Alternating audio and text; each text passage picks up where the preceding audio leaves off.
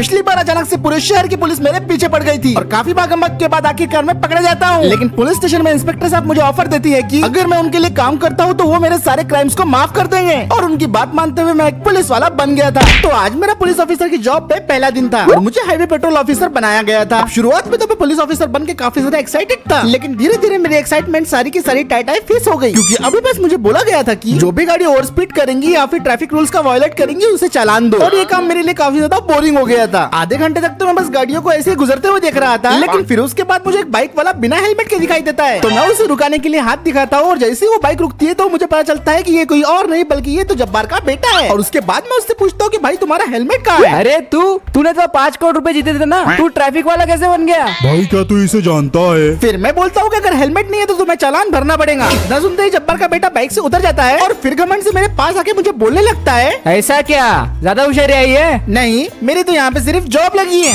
तू जानता भी है मेरा बाप कौन है? तेरा बाप इस शहर का सबसे बड़ा भंगार वाला है। चल अब लाइसेंस और गाड़ी के पेपर भी दिखा। चल। अब जैसे ही जब्बार के बेटे से मैंने लाइसेंस और गाड़ी के पेपर मांगे उसकी हवा टाइट हो गई और वो बोलने लगा, अबे तू, अब मैं क्या बोल रहा था, क्या तुम कुछ ले दे के मामला सेटल नहीं कर सकते? मैं तुम्हारी जेबें गर्म कर सकता हूँ। जैसे ही उसने ये बात करी मेरे अंदर का बाजीराव सिंघम जाग उठा। अगर तू बोलता है तो 500 रुपए पेटीएम करूँ, बोलना।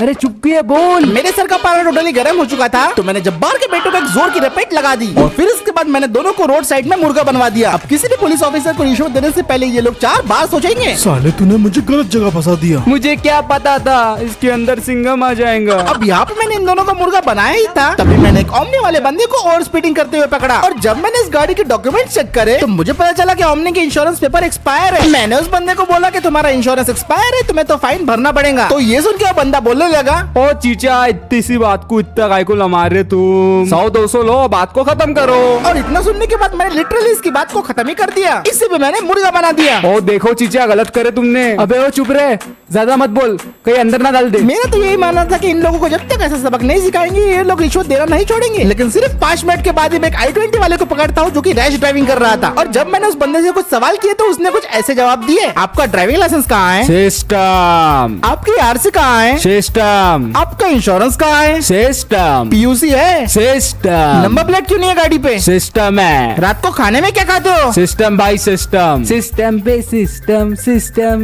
उस बंदे के सारे जवाब सुनने के बाद मैंने उसे असली सिस्टम दिखाई दिया। फिर थोड़ी देर बाद मैंने एक अंकल जी को पकड़ा जो कि टाटा सफारी चला रहे थे और डॉक्यूमेंट चेक करने के बाद मैं उन्हें बताता हूँ कि अंकल जी आपका लाइसेंस तो एक्सपायर है। तो वो मुझे बोलने लगते हैं, अरे बेटा मैं तो अपने दांत का इलाज कराने जा रहा था। पर अंकल जी आपके तो दांत ही नहीं है। अरे मेरा मतलब मैं तो अपनी का इलाज कराने जा रहा था, असल में मुझे बवासीर है ना बेटा।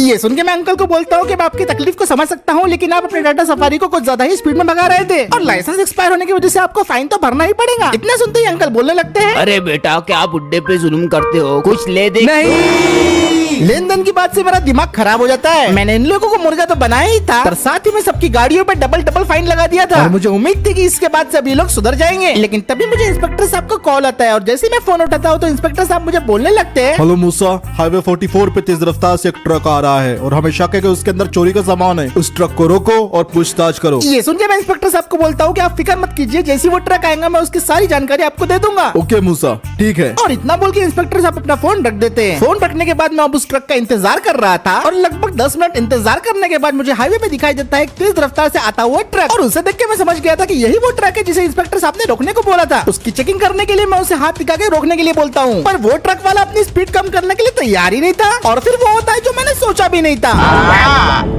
जब ट्रक वाला बिना रुके भाग गया तब जाके मुझे बेइज्जती का एहसास हुआ और जब्बार का बेटा बोलने लगा, तुमने देखा वो तो भाग गया। पर मैं तो इतना समझ गया था कि इस ट्रक में जरूर कुछ ना कुछ काला है और इस ट्रक को मुझे किसी भी हाल में पकड़ना था। मैं फटाफट अपनी स्कॉर्पियो में बैठता हूँ और उसे स्टार्ट करके निकल पड़ता हूँ ट्रक के पीछे। मैंने ठान लिया था कि इस ट्रक को पकड़ के अपनी बेइज्जती का बदला लेके रहूंगा। मैं पूरी रफ्तार से ट्रक वाले का पीछा कर रहा था, लेकिन जैसे ही ट्रक वाले को ये बात मालूम पड़ी उसने भी अपनी स्पीड बढ़ा दी। फिर भी किसी तरह मैंने अपनी स्कॉर्पियो का फुल पावर लगाया और किसी तरह मैं ट्रक को कैचअप कर लेता हूँ। मैं अब ट्रक के साथ चल रहा था और सायरन बजा के मैंने कई बार ट्रक वाले को रुकने के लिए बोला और वो तो बस किसी भी तरह से भागना चाहता था। उसकी स्पीड कम करने के लिए मैंने उसे टक्कर मारना शुरू कर दिया, लेकिन मुझे इस बात का भी ध्यान रखना था कि पब्लिक को कोई नुकसान न पहुंचे। आसपास काफी ट्रैफिक था तो मेरी जिम्मेदारी थी कि मैं सबको सेफ रखते हुए इस ट्रक वाले को पकड़ूं और मेरी यही मजबूरी का फायदा उठा के वो ट्रक वाला बार बार आगे निकलता जा रहा था। मैंने कई तरीकों से ट्रक वाले को रोकने की कोशिश की लेकिन वो अब पागल हो चुका था। उसने अपना ट्रक की स्पीड बढ़ा दी और वो भागने के लिए कुछ भी कर सकता था। पहले तो उसने अपनी लेन ही चेंज कर दी और जैसे ही मैं उस लेन में आया उसने मुझे टक्कर मार दी। मैं तो बाल बाल बच गया था, लेकिन सामने जो ट्रैफिक चल रहा था वो नहीं। अब वो सल्फिरा ट्रक वाला सामने खड़ी हुई सारी गाड़ियों को कुचलता जा रहा था। 3-4 गाड़ियों को कुचलने के बाद उसने मुझे भी रास्ते से हटाने की कोशिश की, लेकिन मैंने भी अपनी गाड़ी घुमाई और दूसरी लेन में उसके पीछे निकल पड़ा। मैं उसका पीछे करते करते काफी नजदीक आ चुका था और मैंने सोचा कि इसे टेक डाउन कर ही देना चाहिए, लेकिन तभी वो ट्रक वाला कुछ अजीब चीज करता है। वो अपने ट्रक को मोड़ता है और फ्लाईओवर से ट्रक को नीचे जंप करवा देता है, और ये मेरे लिए काफी ज्यादा अनएक्सपेक्टेड था। ठंडे ठंडे पानी से ये क्या हो गया?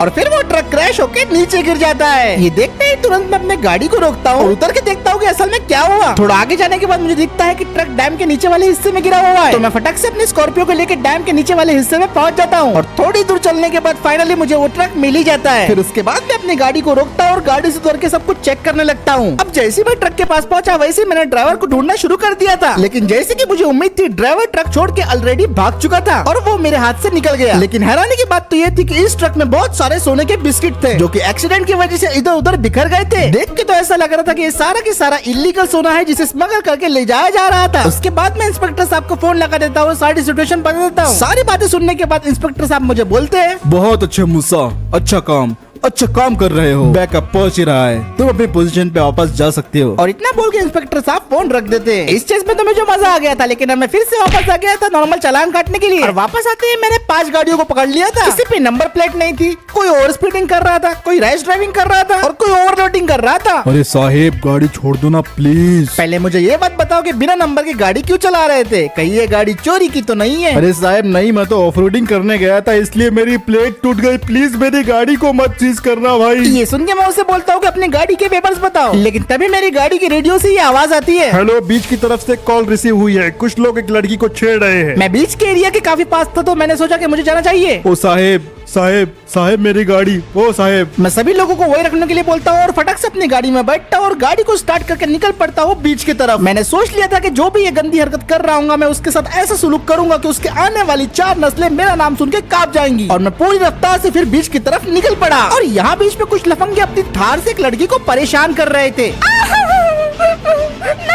प्लीज मुझे छोड़ दो, कोई तो मुझे बचाओ।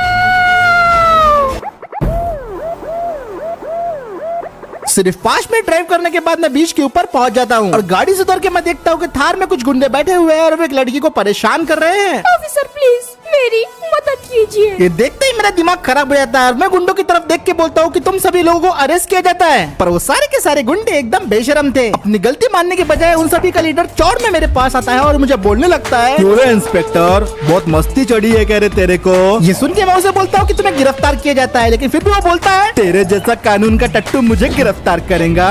अबे पिल्ले जा जाके मेरे जूते चाट।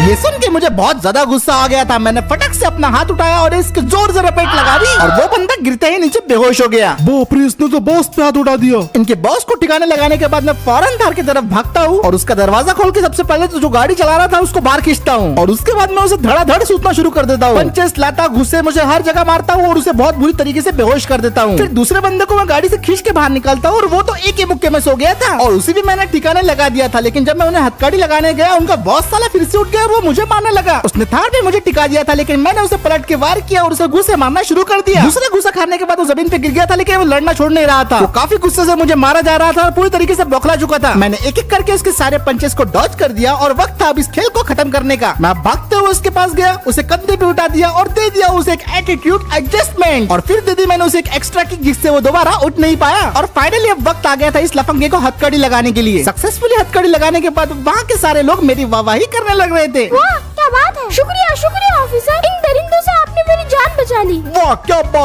बात है इंस्पेक्टर साहब, मान गए।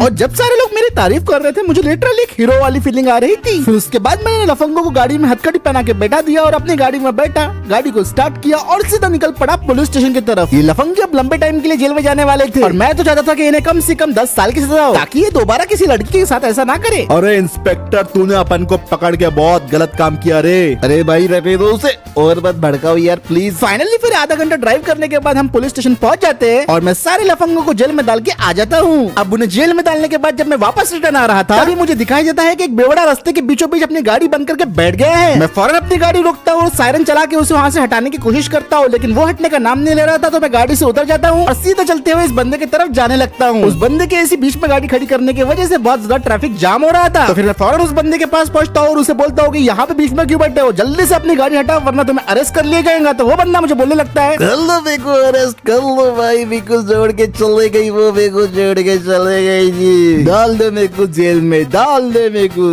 जेल में, डाल दे मेरे को जेल में, डाल दे मेरे को जेल में। इस बंदे की बातें सुन के लग रहा था ये तो कोई दिल टूटा आशिक है, लेकिन चाहे ये कोई भी हो, इसे और इसकी गाड़ी को हटाना यहाँ से बहुत ज्यादा जरूरी था। मैंने इस बंदे से पूछा कि तुम्हारी गाड़ी की चाबी कहाँ है, तो वो मुझे बोलता है, ये वो तो मैंने फेंक दी इंस्पेक्टर साहब। अब इतना बोल के वो बंदा बेहोश हो गया था, लेकिन उसकी गाड़ी को हटाना यहाँ से काफी ज्यादा जरूरी था क्योंकि ट्रैफिक जाम हो रहा था। तो सबसे पहले जितना भी ट्रैफिक जमा हो रहा था, मैंने उस ट्रैफिक को डाइवर्ट करके दूसरे रास्ते पे जाने के लिए बोल दिया, क्योंकि इस बेवड़े आशिक ने अपनी गाड़ी को बिल्कुल बीचों बीच लगा दिया था। और इसकी गाड़ी को रास्ते से हटाने के लिए मैंने अपने टो ट्रक वाले दोस्त को भी फोन कर दिया था। और लगभग 15 मिनट के बाद मेरा दोस्त अपना टो ट्रक लेके फाइनली आ ही जाता है और उसको देख के मुझे काफी सुकून मिलता है। फिर इतने ट्रैफिक में बड़े मुश्किल से इतने टो ट्रक को मोड़ता है और उस बेवड़े की गाड़ी पे टोइंग हुक लगा देता है। और फिर उसके बाद मेरा दोस्त अपना टो ट्रक को स्टार्ट करता है और सीधा उसकी गाड़ी को लेके निकल पड़ता है पुलिस स्टेशन की तरफ। अभी ये बेवड़ा और उसकी गाड़ी दोनों जाने वाले हैं पुलिस स्टेशन में। फिर उसके बाद मैं भी अपनी गाड़ी की तरफ जाता हूँ, गाड़ी के अंदर बैठ के मैं सीधा निकल पड़ता हूँ पुलिस स्टेशन की तरफ। और इन्हीं सारे एडवेंचर्स के साथ मेरे पुलिस की जॉब का पहला दिन खत्म हो जाता है। तो अगर आपको ये वीडियो पसंद आया है दोस्तों, इस वीडियो पे एक लाइक कर दो, शेयर कर दो,